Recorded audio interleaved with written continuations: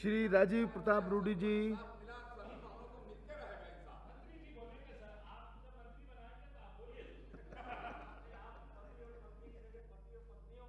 रूडी जी। सभापति महोदय, जिस विषय को माननीय मंत्री जी ने कहा कि छोटा है और जिस प्रकार से सदन में विषय आ रहे हैं,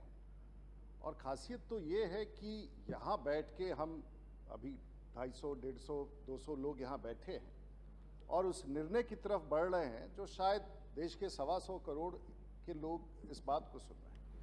और जब मैं माननीय मंत्री जी को तब से बैठकर देख रहा था तो मैं कई बार सोचता हूँ कि देश में कई निर्णय होते हैं तो, और पूर्वोत्तर का व्यक्ति किरेन रिजिजू आज भारत का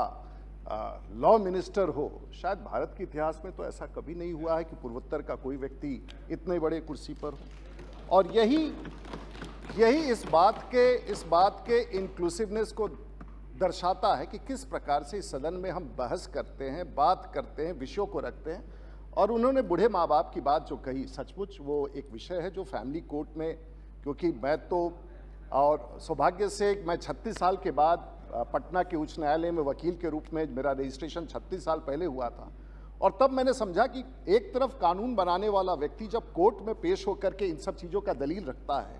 तो कानून बनाना और उसको फिर लागू करना, और लोकतंत्र के ये तीसरे हिस्से में एग्जीक्यूटिव उसकी उस पर कार्रवाई करे, कितना बड़ा एक मैट्रिक्स है जो देश का ये लोकतंत्र, जिसके हम सब संरक्षक हैं, हम सब ताकत है, इस काम को लेके चलते। मैं तब से ये बात सुन रहा था, लेकिन इसमें एक छोटा सा ऑब्जर्वेशन मेरा आया। ये कहीं ना कहीं ये बात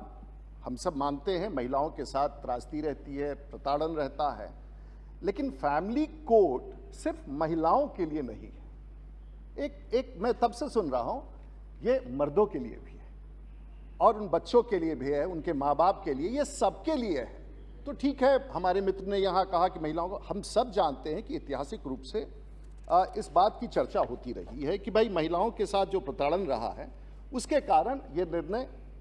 और 2022 में हम इसमें संशोधन कर रहे हैं नागालैंड और हिमाचल प्रदेश के उस विषय को सुधारने के लिए। और मूलतः देश में 715 फैमिली कोर्ट्स हैं।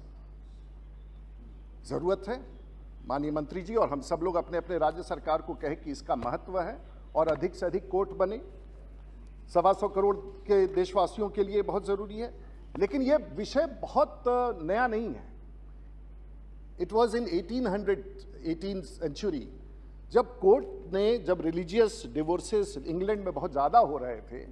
तो 1800 ईस्वी में इसका गठन तब किया गया, आज से लगभग 200 साल पहले। और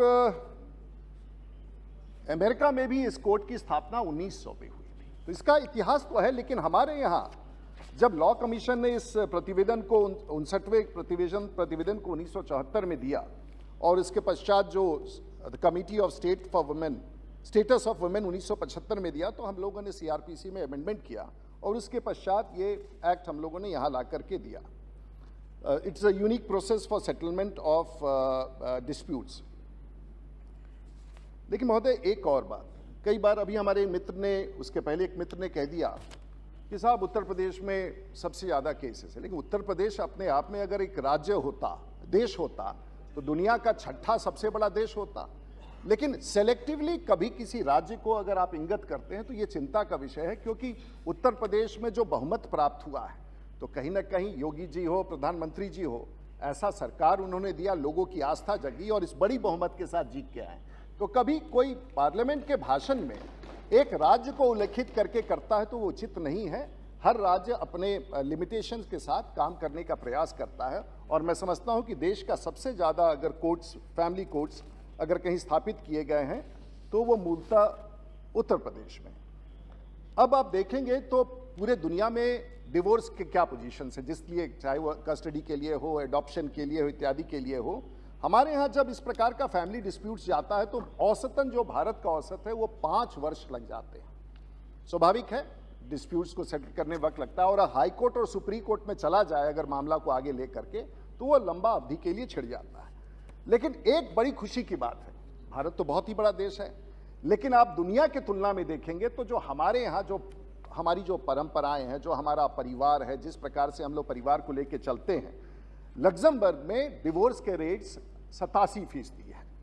अमेरिका में डिवोर्स के रेट 46% है, रशिया में डिवोर्स का रेट 51% है और स्पेन में डिवोर्स का रेट 65% है और भारत में सिर्फ 1% है। तो मैं समझता हूं कि आज भी हमारी जो परंपराएं हैं, हमारा जो देश है, हमारी जो आस्थाएं हैं, हमारे जो घर में हम आज भी बहुत बेहतर हैं और उस परिस्थिति में भी इस विषय पर हम लोग लेकर के इस विषय को आगे लेके चलना चाह रहे हैं। महोदय, ये भी देखा गया कि जो बहुत विकसित राज्य है वहाँ संख्या डिवोर्सेस का या इस प्रकार के फैमिली डिस्प्यूट्स का, चाहे वो गुजरात हो, महाराष्ट्र हो, आंध्र प्रदेश हो, तेलंगाना हो, थोड़ा सा ये देखा गया है कि जहाँ विकास अधिक है, महाराष्ट्र ज़्यादा है तो हमने कह ही दिया हलदासी जी, लेकिन ये बड़ा चिंता का विषय है कि विकास के साथ ये डिसरप्शंस आते हैं और इसीलिए कहा जाता है डेवलप्ड इकोनॉमीज में family as a unit survive बहुत ज़्यादा नहीं कर पाता है। तो ये बहुत बड़ा एक विषय है। महोदय, इस विषय पर एक और विषय मैं लाना चाहूँगा। हम थोड़ा सा इसमें थोड़ा सा भिन्नता भी लाना चाहेंगे माननीय मंत्री जी को। एक तो फैमिली डिस्प्यूट्स का सेटलमेंट का रेजोल्यूशन है, ये बहुत ही बढ़िया है, हम लोगों ने उसका पूरा प्रोसेस डिफाइन कर रखा है। लेकिन एक और जगह है जहाँ कानूनी रूप से डॉरी एक्ट के तहत जो महिलाओं के साथ जो होता है उसमें कानून अपना कदम उठाए, अगर अपराध होता है, आपराधिक वारता होती है। लेकिन यह भी इस भारतवर्ष में देखने आया है कि जो मर्दों का अधिकार है उसके चर्चा कई बार नहीं हो पाती है और डॉरी एक्ट के तहत बूढ़े माँ बाप को केस में फंसाना, परिवार के लोगों को, 1 दर्जन लोगों को फंसाना और फिर कोर्ट में वर्षों तक चले, तो शायद अधिक से अधिक अगर सरकार मेहनत करके फैमिली कोर्ट्स बनाए और काउंसलिंग करे कि जिस रास्ता पर इस एक्ट का उपयोग करके जो फैमिली को हम लोग डिस्टर्ब करते हैं, मैं जानता हूं कि महिलाओं के साथ प्रताड़न होता है, मैं जानता हूं कि किस प्रकार से महिलाओं के साथ, लेकिन कई बार इसका दुरुपयोग डॉरी एक्ट के तहत हुआ है जो हम सब के प्रकाश में आता है। शायद उस पर भी विचार करना, क्योंकि थोड़ा सा महिलाओं का 90% अधिकार हो तो भारत में कम से कम 10% मर्दों के भी अधिकार को कई बार